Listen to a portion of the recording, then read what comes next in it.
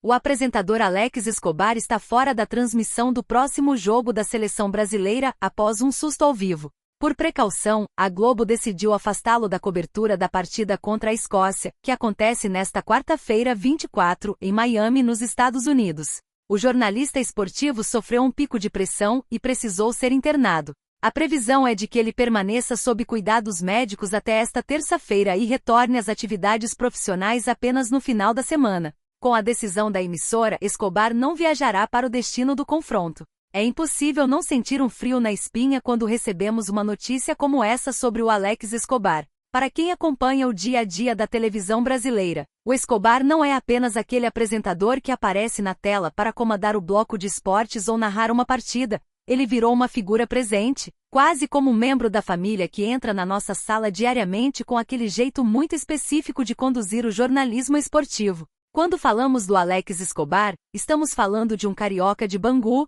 um sujeito que antes de se tornar essa voz icônica da Rede Globo, trilhou um caminho absolutamente inusitado e que diz muito sobre a sua personalidade. Muita gente esquece ou nem imagina que o Escobar não começou no jornalismo esportivo tradicional. Ele foi locutor de rádio, fez faculdade de comunicação, mas a sua trajetória é marcada por uma transição fascinante. Ele passou anos trabalhando em áreas administrativas, inclusive em bancos, antes de entender que o microfone era, de fato, a sua verdadeira vocação. Essa versatilidade é o que define a carreira dele. Ele não é aquele jornalista que se moldou em uma forma rígida e engessada. Pelo contrário, o Escobar trouxe para a bancada do Globo Esporte e para as transmissões de jogos uma leveza, um tom de conversa de botequim, uma proximidade que no passado era muito rara na televisão. Ele começou na rádio Jovem Pan, passou por desafios enormes até chegar à TV, onde encontrou o seu lugar ao sol ao lado de nomes que já estavam consolidados. Ao longo dos anos, vimos o Alex Escobar se transformar de um repórter de campo em um dos principais narradores e apresentadores da emissora, cobrindo Copas do Mundo e Olimpíadas, sempre com aquele jeito expansivo, às vezes polêmico, mas sempre autêntico.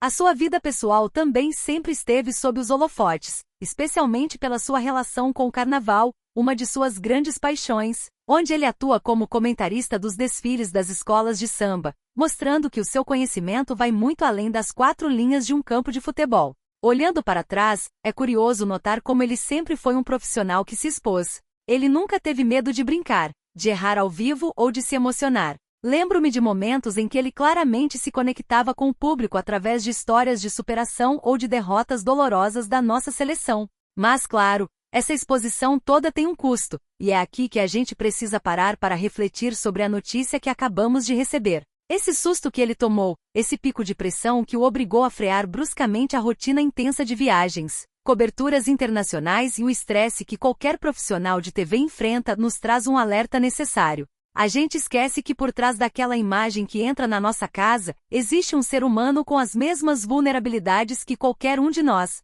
A vida do jornalista esportivo de elite é frenética, são fusos horários trocados, aeroportos, pressão por audiência, a expectativa de milhões de telespectadores e o desgaste físico de quem não tem rotina.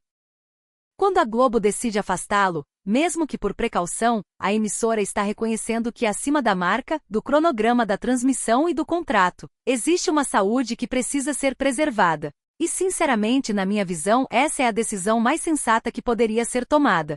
A gente vive em uma sociedade que glorifica a produtividade a qualquer custo, onde tirar uma licença médica parece um pecado ou um sinal de fraqueza, mas, na verdade, isso é um ato de inteligência e de autopreservação. O que o Escobar está vivendo agora é um espelho de um cenário maior da nossa televisão. Estamos perdendo profissionais talentosos, mentes brilhantes que ficam exaustas diante da demanda constante da era digital e da TV ao vivo. O caso do Escobar nos lembra que o ritmo que imprimimos nas nossas carreiras, muitas vezes, não é sustentável a longo prazo. Eu, particularmente, acompanho a carreira dele há muito tempo e o que mais admiro é a resiliência. O Escobar sempre soube se reinventar. Ele foi do rádio à TV, do estúdio para a narração, do entretenimento ao jornalismo duro, e sempre manteve uma marca registrada, a humanidade. Ele não tem medo de demonstrar que é torcedor, ele não se esconde atrás de uma neutralidade fria que ninguém mais acredita. E é justamente por isso que a falta dele na transmissão contra a Escócia vai ser sentida.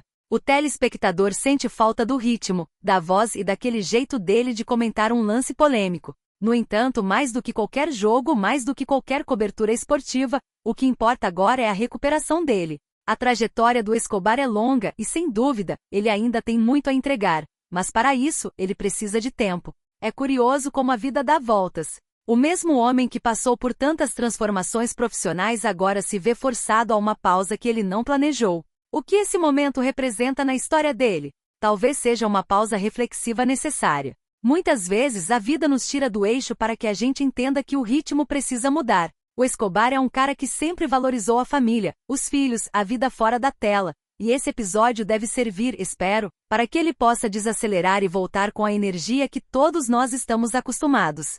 Fico pensando em como o público reagiu a isso nas redes sociais. A resposta foi de um carinho imenso, o que só prova que, apesar de todas as críticas que qualquer figura pública recebe, o trabalho dele deixou marcas positivas e uma conexão real com o público. Eu vejo muita gente comentando sobre a pressão da profissão, e esse é um ponto que eu sempre bato na tecla aqui: ninguém é de ferro. O jornalista, o apresentador, o comentarista, todos estão sujeitos ao estresse do dia a dia. Se a gente não parar para cuidar da saúde, o corpo para a gente. E o corpo do Escobar deu o sinal.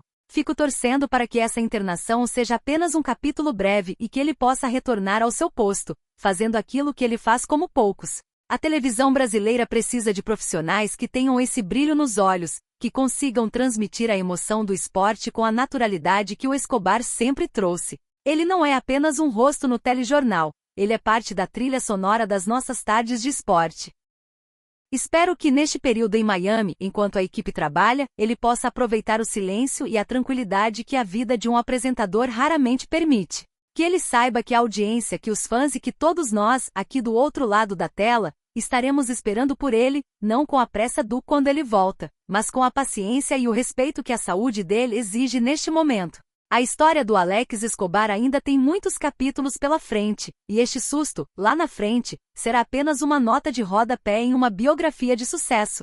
Que sirva de exemplo para todos nós: cuidar da saúde não é negociável. Vamos ficar na torcida, mandando energias positivas, para que ele se restabeleça logo e volte a fazer o que ele faz de melhor: contar as histórias do esporte com aquela paixão contagiante que só ele tem. O esporte brasileiro agradece a sua dedicação, mas agora, o mais importante é que o Alex, como pessoa, fique bem. A TV, como sempre, segue, mas a humanidade, essa gente não pode substituir.